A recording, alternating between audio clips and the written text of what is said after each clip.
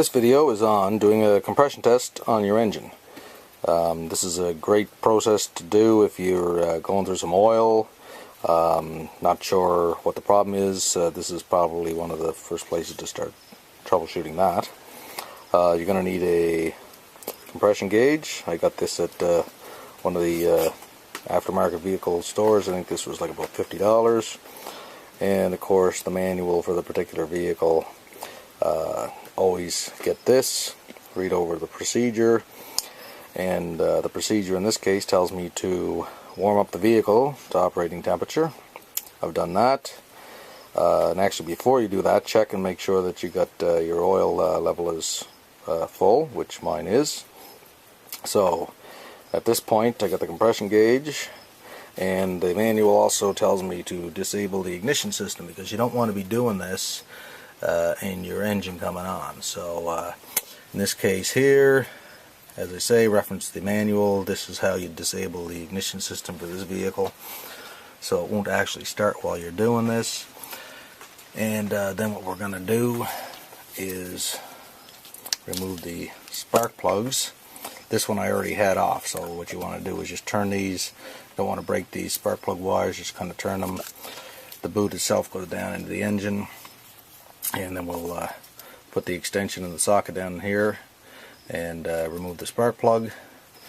Once we get the spark plug out, and I have a video for how to change your spark plugs, you can reference that if you want.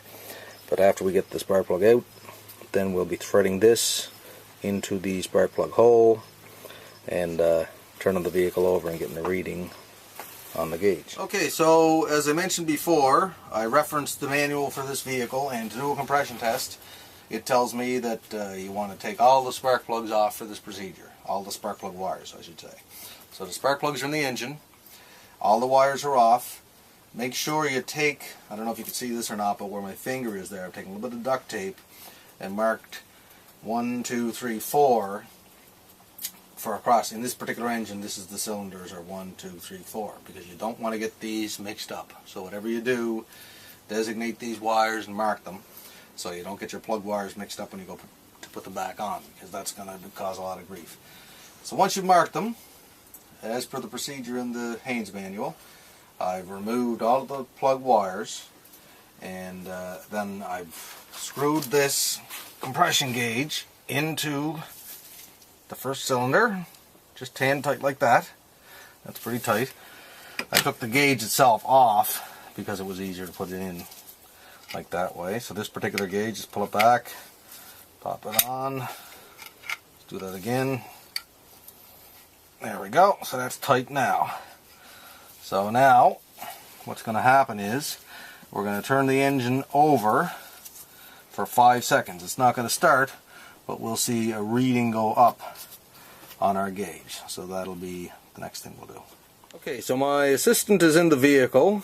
As per the manual, he's got his foot on the accelerator down to the floor, and when I give him the word, he's going to try to crank this over. So we're watching the compression gauge here, and he's going to hold it for about approximately 5 seconds. So you can go ahead and try to turn that over.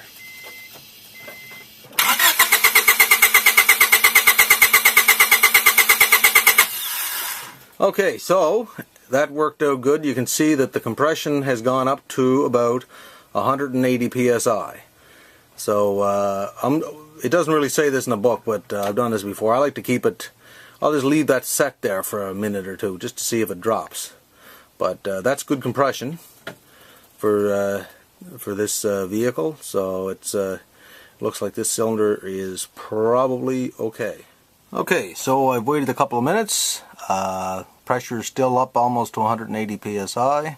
So this cylinder seems to be fine. I'll just hit the little button on the side of the gauge, release the pressure. I'll take the gauge out of here, put the spark plug back into this cylinder, and I'll just continue on with this procedure for the other 3 cylinders. And that's basically it for doing a compression test.